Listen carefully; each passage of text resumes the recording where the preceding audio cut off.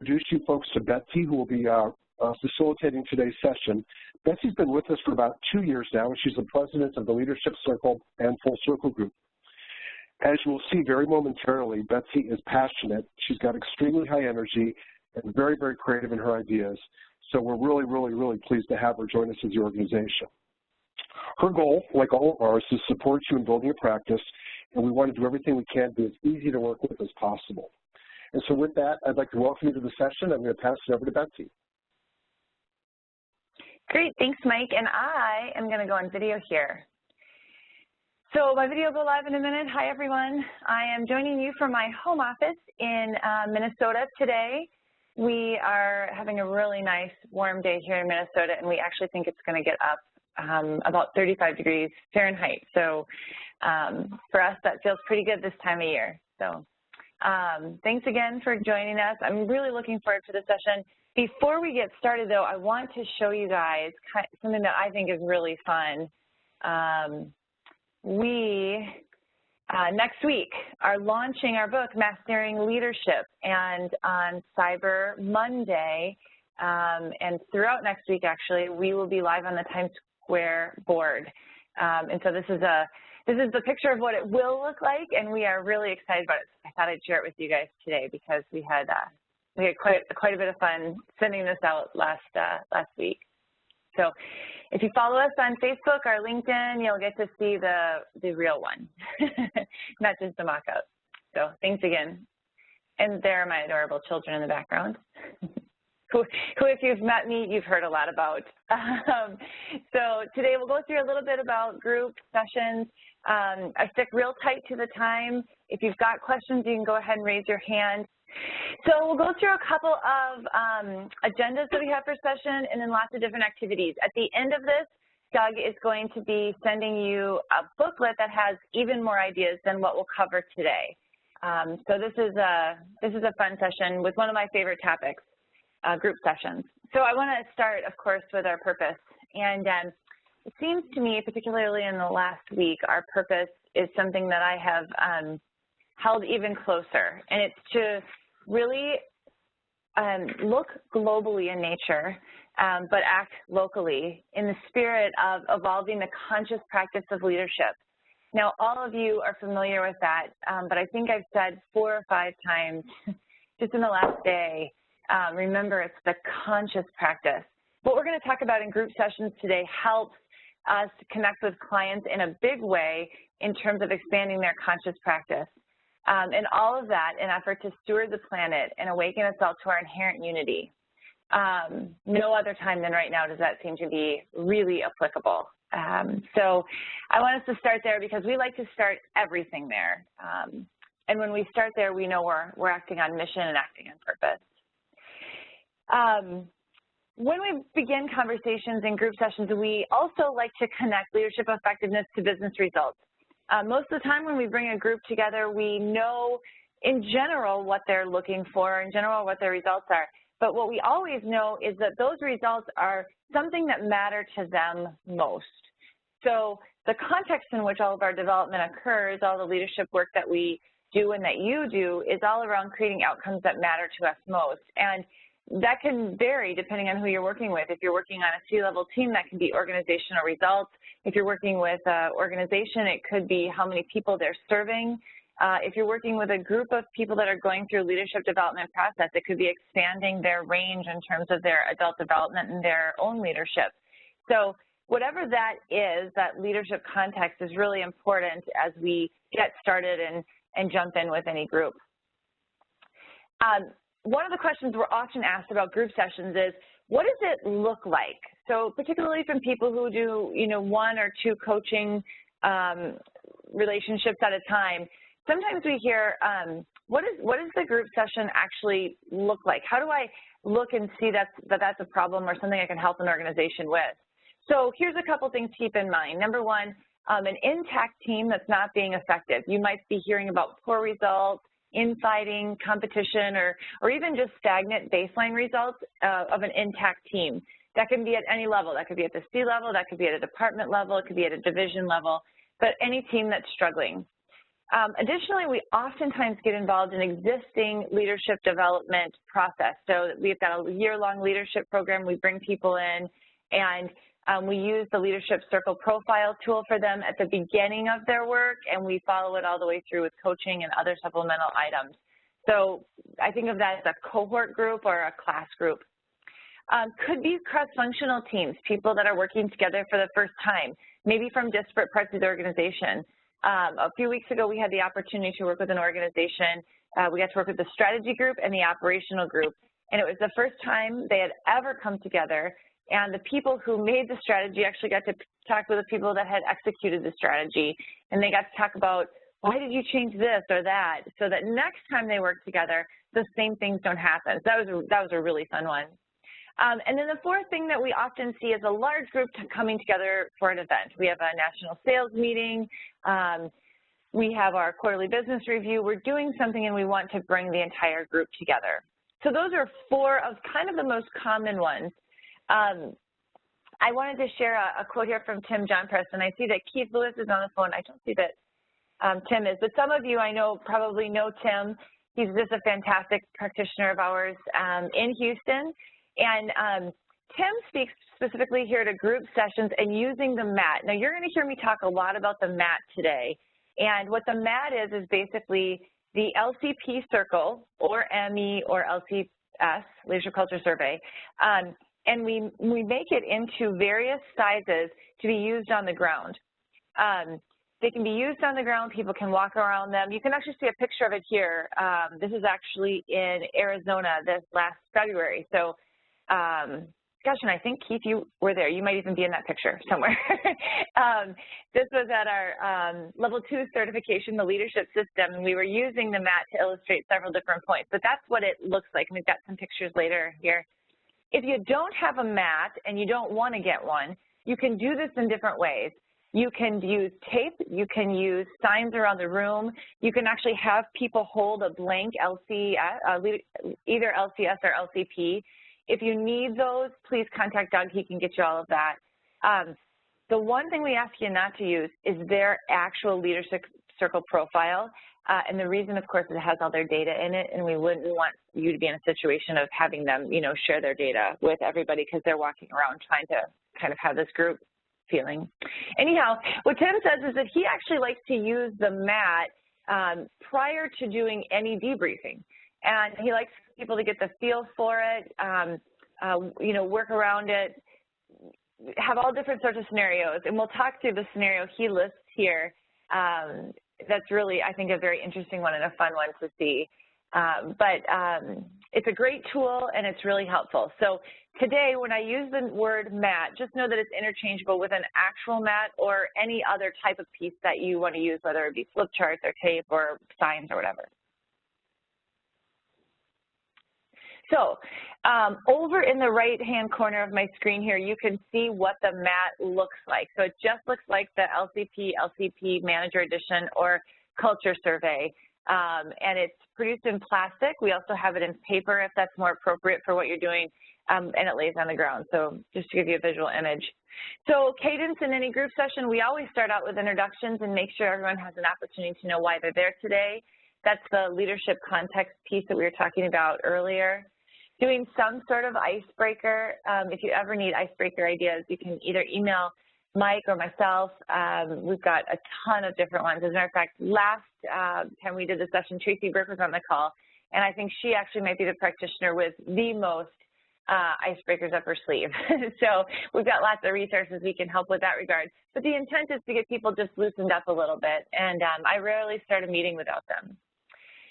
Then we move into content, and what we like that content to be around is leadership and creating results and drawing that parallel for folks so they understand why they're there that day. And then as quickly as is appropriate, moving them into something experiential, actually get them moving around the room, get them using their bodies. We know that in particular for adults in terms of learning, the more that we can actually engage them physically as well as cognitively, the better the results will end up being. Once they've had an experience of doing that, then going through and ask them through to tell us what they're thinking about, what they've just done, and then moving into the debriefs or group conversations, depending on where you are in the process. We just use this flow at a client. As you can imagine, depending on how much time you have, it expands or contracts. We had about 4 hours. It was fantastic for 4 hours, and then moved right into the actual debrief process. We had 5 or 6 coaches there and went into an afternoon full of debriefs for everyone of their LCPs. So it was really fun. It was fun to see them work as a group and begin to learn the knowledge around leadership and positioning. You know, one of the neatest things I think about the Leadership Circle profile is that not only is it an assessment tool, but it actually positions the whole frame of development. And so these activities, what we're going to talk about today, will help people get there. So content, getting everyone focused on that conscious practice of leadership. And I shared with you that I keep saying this. It's the conscious practice. It's being aware of what's going on versus just doing. So we often use Bill's quote, effective leaders outperform ineffective leaders every time. And the truth is that some people go, well, yeah, of course they do. And some people go, huh, that's really interesting. I think when you put this in position of looking at and thinking about how people invest their leadership dollars, if you really believe in this, you invest your leadership dollars a little bit differently. I'm going to pause for just 1 minute because I think I have a question from Nazir, and I'm going to try and read it here. Do you make a distinction between conscious leadership and mindful leadership? Oh, that's a fantastic question. With the time I have today, I can't dive all the way in, but you know what? Let's add this as another topic to dive into, because I think, Nazir, you've hit on something really, really good here. Conscious leadership, of course, being around awareness, and mindful leadership being around not only an awareness, but a qualitative aspect of that. And I would say that we consistently use the words interchangeably, but I really, I like the frame that you've got on that. It's different, right? So we want it to be a conscious practice of leadership leading to mindful choices and decisions. Thank you, Nazir. I think that's a really good question. So I'm going to keep going here. So as we look at the activities and things that we're doing, what we basically say to folks is this: if you know that effective leaders outperform ineffective leaders, then we only have really 2 choices to make. We can either face reality about our level of leadership, or we can ramp up our delusions and not look at reality. So the MAT and any practice of conscious leadership really gives us the opportunity to face reality around this. So then we like to go right to the MAT.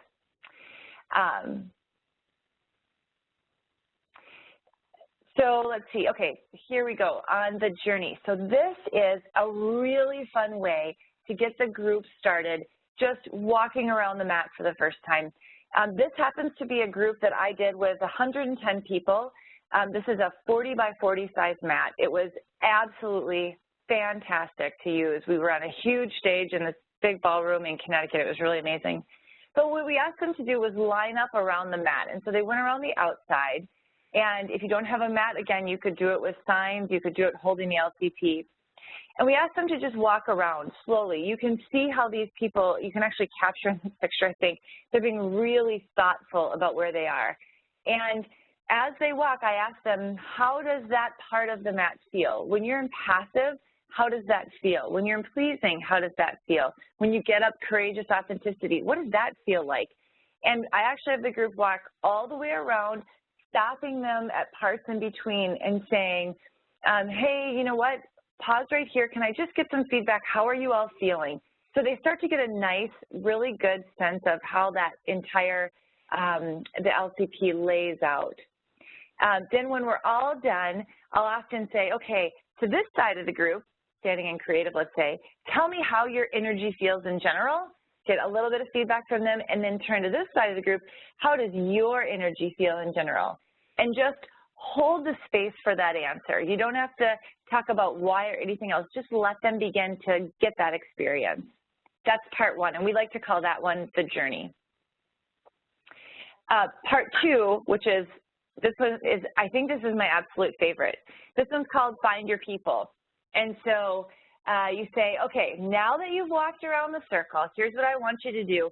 I want you to go stand in your strongest reactive tendency by your self-score if they haven't gone through the whole thing. So this is, what do you think you would be in? Most of the time, they're pretty right. Again, if you don't have a mat, you can chart it out in the room and they can walk over to that area. But basically you say, okay, find your strongest reactive tendency and talk to the people that are in your area about that tendency, assuming that they're going to kind of clump together. And then we ask, okay, so now that you've got the strongest that you think, what about, if they've done their debrief, what about the strongest reactive tendency that your raters voted you? Go to that place. And so then there's some movement sometimes there's not. It all depends on how their self-score came out with the group score. And then we just go through what did they notice in different observations. One of my favorite variations on this particular one is to say, okay, here's what I want you to do. Everyone go to your strongest reactive as rated by the group. They all go. And amazingly, and this is what Tim had talked about in his quote, you'll have a manager standing in control and all of their employees standing in pleasing or passive, right? And it's a really nice way to look at the situation and say, what do you notice? What do we see here? How does this show up at work? How does this show up in your decisions? And as a group, they can begin diagnosing that and facilitating a conversation around that they might not otherwise have been able to have before. It feels uncomfortable to say, hey, I think you're pretty controlling and we're all kind of pleasing, and so I just want to highlight that. But when you're actually standing in it, there's a little bit about it that just feels kind of like it's okay. Like, yep, here's where we are. Now let's have a conversation about it. So that's Find Your People. Then the final one that I'm going to go through here today, and I just want to make a note as a reminder, we will be sending out not only all of these slides, but also a booklet that has many, many more activities that you can do. But in this one, body sculpture, you ask participants to assume the posture associated with their highest reactive tendency or their highest creative tendency. In this one, this gentleman is standing in control. And he is showing us what it feels like to want to try and control, and he's trying to hold everybody there. Kind of fun, the lady to his left, she's in ambition, and she was screaming, "Go me!" It's one of my favorite pictures that came out of the session. But this is nonverbal, very physical, tends to get a little theatrical. We had a session in Dubai 2 weeks ago, and they sent me pictures from this that were awesome, and that entire critical group was really, really good. I just really enjoy seeing all of our pictures, which, as a note, if you're doing group sessions anywhere around the globe, I have them from everywhere. I've got them from Australia, from Dubai. Bob is in India right now. I've got some stuff coming back from him. So anytime that you have a group session, send me the pictures, because it's so fun to see people united kind of all over the world, consciously practicing where they are and learning about them. Now, if any of you were at certification with me when I did this, we also flipped it. So go into your least common reactive, and for me it was passive, and demonstrate what that looks like. And I laid down in kind of a child's pose position, and it felt so good. What it highlighted for me was that I was not using the gift that comes with passive. And as you can imagine, in my role, you know, as a mother of 2 little boys who need a lot of guidance and not a lot of passivity, and then as the president of this company, there's not a lot of passive that happens. And I actually found quite a bit of refreshment and in really analyzing and looking at the gift of passive in comparison to some of my other reactive traits that are a little bit more kind of driven in nature. So this is a really fun one as well. Again, this gives people a chance to have fun. I have never seen body sculpture end without everybody absolutely cracking up because of what they come up with. People are so creative and so ingenious, and it just creates quite a bit of fun in the room. My dog is obviously really excited about the presentation. Hi, puppy. So this is piece that you'll be getting, there's 4 pages of different ideas in here. One that I talked a little bit about is kind of a variation on the last one, gifts, is just a great one. And letting people really explore the gifts in reactive. I had a debrief last week, and we talked through the gift in her extraordinarily reactive. She was like 98% on complying and controlling. And we talked about what the gifts that she brings because of that, and it was a really wonderful conversation. And it was an individual debrief, and she said, gosh, I wish my whole team were here having this conversation. So it was great. Remember, if you don't have a mat, there's lots of different ways you can do this with a flip chart, so the walls of the room, printouts, whatever. Just let us know how we can support you in doing that. We find that the group sessions just kick off such a wonderful team conversation. It's really fantastic, and it really helps people in not only their conscious practice of their leadership, but then beginning to take that into business conversations, which is really great. I wanted to, I'm going to flip it over to Mike here in just a minute, but one of the things that we're getting really excited about Cyber Monday. You guys all probably saw the email go out last night that the store is live and open, so there's lots of different things, posters and note cards and little things you can get there, as well as the book, Mastering Leadership, which is coming out. But we're also having a Cyber Monday mat sale, our traditional mat sale. We always do it on the mats. It's kind of fun. So, Mike, do you want to talk a little bit about that? Yes, thank you, Betsy. And I'd like to reiterate what Betsy said. You don't need to use a mat with any of the activities that we talked about or that we'll be sending you. But for those of you that have seen the mats, we get a lot of requests for them. You'll notice on the left-hand side, there's different size mats, all the way up to 40 by 40, and they accommodate different group sizes. You'll notice in the far right, I believe all of you on this line are TLC certified, so there's already a discount for the mat for each of you. But Cyber Monday is next Monday, November 30th, and that day only, we are offering a 50% off the list price for practitioners. So literally, everything you see in the bottom right-hand corner, 50% off that list price. And one more thing, the book is also launching that day, Mastering Leadership. So if you are buying books, you'll get an additional discount. So imagine doing a team session or a group session like we talked about today, playing some of the activities on the mat, and the book being a giveaway as a result. So if you have any further questions or want to talk this through, please reach out to me or your customer service rep. We'll walk you through all the details that make sense for what you're doing.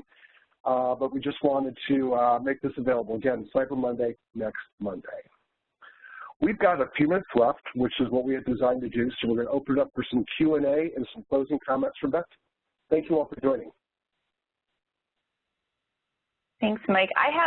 There's a question here that came in through the chat that I just want to address.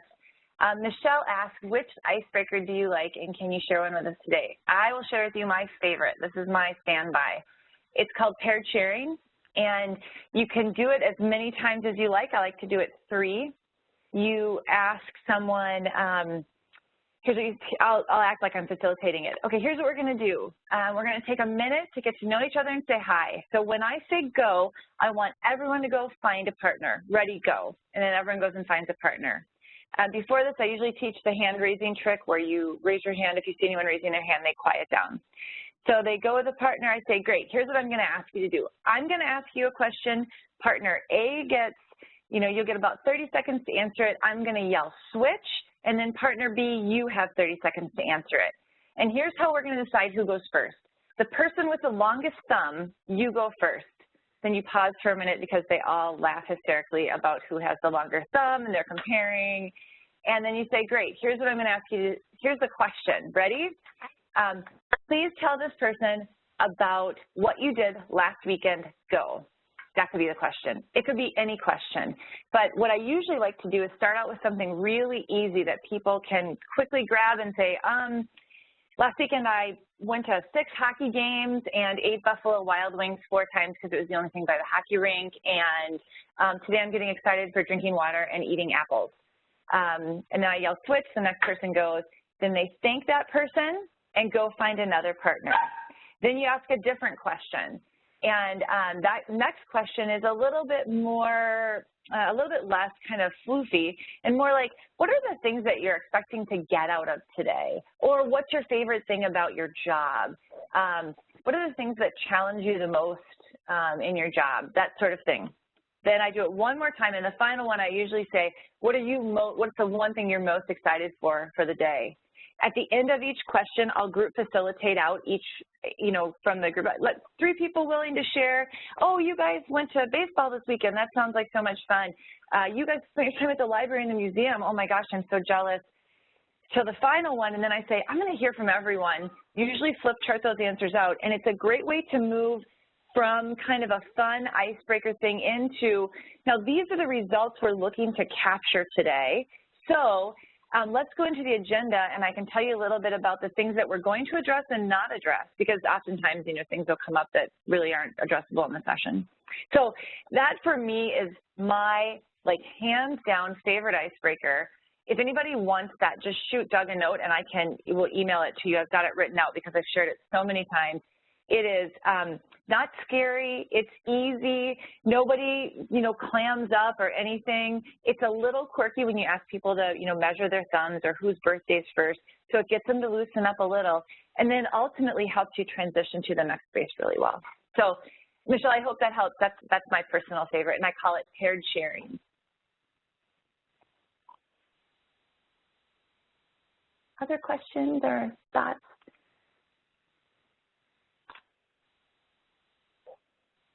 Let's see, I'm just going to go ahead and unmute everybody, so bear with us for the feedback a little bit, but go ahead and ask some questions. Hey, Betsy, this is Bettina Koski, and I'm wondering if you do the mat or some of the activities you talked about before you've done a debrief, how much explanation do you have to give around what each of the things are for them to understand them enough to be able to get the feeling and do all the activities you talked about? Good question. So I go into it about as much as you would when you're setting up a debrief. The only one I'm hurting, so to speak. Guys, I want to note, Rolly, I think you're, there you go. I think you might be unmute. Everyone's unmute at this point. So Bettina, what I generally do is I set it up in the same way that I might just set up a debrief, and I say, so here's creative, here's reactive. You have an inner dimension, and I go through all the inner dimensions. They are made up of outer dimensions, and that's why I like that first activity, the journey, where I have them walk all the way around it. And when we do that, then they can begin to see it and experience it for themselves, and they get kind of the general feeling. Now then, when they go into a debrief, I still do that whole setup with them individually in the debrief. Okay. Thanks. But you don't go into, the characteristics of passive are X, or the, any of that. Some of the words, not on the bottom, on the reactive so much, but sometimes on the top, I find that depending on what culture I'm in, some of the words need a little bit of explanation, like courageous authenticity. Yeah, absolutely. And you know what? In the group session, I stay much more high level than that. Okay. Thank you. You're welcome.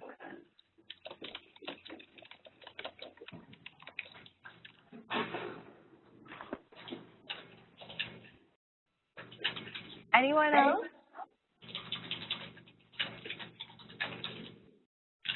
Okay, I'll ask again, Bettina. And I'm just curious, if you do the debrief afterwards, I've always had to do them before because to get 6, if you have 12 people, either it will take the whole rest of the day for 2 or 3 people. I'm just sure the logistics of doing the debrief after you do the introduction, which I think is a much better way to do it, the way you described it. I just haven't figured out logistically how to do that in terms of getting the debriefs in afterwards. Yeah, for us, it has worked both ways, just based off a client's time. We just did one, let's say about a month ago, and we had on Wednesday morning, 8 to noon, we did the group session. Then Wednesday afternoon, and then all through Thursday, we did debriefs. We did, I apologize for my dog. We did do a brief debrief. We gave them their profiles and had them take 30 minutes to go away and then come back and then did just a few conversations. In that, we watched and made sure everyone was, you know, for the most part, okay. It worked just fine, and then people just kind of had to wait for their debriefs and wait for the context, but it worked, actually it worked really, really well. After doing it that way, I would now prefer it, and here's why. If you debrief before they get on the mat, they tend to be really caught up in what happened with mine and really digging in and being more about kind of help me understand my stuff versus help me understand the concept that's there and then myself in the context of that concept. Does that make sense? Yeah, it completely makes sense. I'm just thinking a lot of the workshops I do are like 4 days or, 3 days, something like that. Oh. I'm just thinking of having, you can't have everybody wait a day while you debrief everybody. No, you'd have to, I think you'd have to do it like before and then maybe, like if you did it on day 1 the morning, did the debriefs in the afternoon, depending on how many co-facilitators you have, and then finish the rest of the session. I think that might work. Or you might even just have to separate those in terms of time, have them come back together as a group and really work it. Yeah, so I could see that being really powerful because you could do exactly what you said on the first day before they get it. Then you could, after they got it, you could actually have them do some of the things like, where are your raters putting you, and some of the different, the manager with the rest of the team and where they actually stand. So that would be really powerful. Right cool. on. Thank you. Right on. Yeah, you're welcome. I have a question here from Sheila, and Sheila asks, what suggestions do you have for using the mat with a group that doesn't know each other, people from different companies? I would use it the exact same. So this picture, the one at the top of the Leadership Circle mat, those 110 people are from all over the place, all different companies. A few of them had come together, so a few knew each other, but there's something so powerful about getting a group of people together, right? And as soon as we got on the mat and started talking, they all just connected. And one of the fun things, so in this session, we did Find Your People. And I thought it was awesome, like all of the pleasing people were in this wonderful conversation. And they were like having this great time and connecting. And I asked the driven people, I said, are you guys like, can we please move this on? And so they were able to connect along those lines. And in that connection, there's something really special for them around, hey, I came here, I'm myself, but I'm seeing other people from other places that are just like me. And so how can I learn, what do I learn in that? And then the other thing I would think about, Sheila, that I think would be really, really interesting, if they were coming together from different companies and ultimately going to be working together, I love the idea of giving everybody a dot, right, like a big red dot, and saying, okay, I want, if you guys don't know each other, or even if you do and you're going to work together as a team, I want you to take that dot individually and tell me where you think you want it in terms of how you guys are in terms of courageous authenticity. So as you form as a group, what do you want your goal of courageous authenticity to look like? And so they're going to put it up there probably at about 85, 90%, right? So put it up there and then say, okay, so what do you guys have to give up? If that's part of your vision as a group, what are you going to have to give up to get to that goal of courageous authenticity? Walk across the circle and then deep dive into critical, right? And deep dive into autocratic and that whole space and say, okay, so how do we still get the gifts out of that area and not let it overpower our group in total, but really drive ourselves more to integrity and courageous authenticity? What does that look like? And then you could take that into a whole thing around code of team behavior, developing a way that we're going to work together. That I think that would be really fun, really cool. Let's see. I have a question here. Where is gifts written out? In the email that you guys are going to get that you see on this page, it's like a 4-page, I don't know if brochure is the right word. It's a pamphlet or thing, Minnesota term. It's a 4-page document that it has gifts all written out, and tells you exactly how to do that. And then, of course, the conversation around gifts, that's a little bit deeper. You'd have some of your stuff from certification, but the actual activities in there. Hey, just to clarify, Betsy, if the question was broader and somebody was asking what are the gifts within the reactive tendencies, we have within the certification binder a couple of pages of what the gifts are within each of the reactive tendencies. We've also got a webinar in the Project Center called The Gifts of the Reactive. If neither of those are easy to find, please email me, and we've also got a white paper on it. Yeah, it's a really, I think it's just a fantastic area of our work that sometimes we don't get to go all the way into. But I think it also is the key to why people hold back in those reactive stance, because they're obviously getting something out of it. I just met with a chief marketing officer the other day, and we were talking about what are the gifts that she has from perfection and driven and ambition and critical. Like, it's actually made her kind of what she is, and there's significant gift in it. And then of course we went across the circle to what she gave up, and she was heartbroken. And so she just got promoted. It's kind of a neat story. And she said, I know that this got me here, and I know that this will keep me from being successful.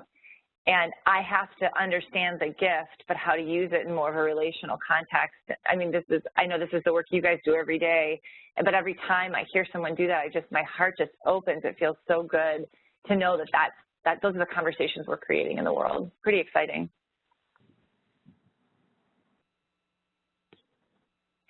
Anyone else? Well, I did go 9 minutes over with questions, but I told Doug and Michael and Tom, that's my team, I was like, I'm so committed to making sure these are 30 minutes so people can eat their lunch over it, right? So thank you guys for joining and for staying on to the questions. If anyone has any questions, either shoot myself or Michael or Doug an email. We just want to help, and truly our goal is to help you advance your practice. So if you can think of other session topics like this that would be helpful for you, email them in. We all just want to be able to provide the resources in a really easy to consume way that's helpful for you guys. So thanks everyone, and for those of you in the United States, I hope you have a really nice Thanksgiving, and for those of you around the rest of the world, I hope you also have a wonderful rest of your week.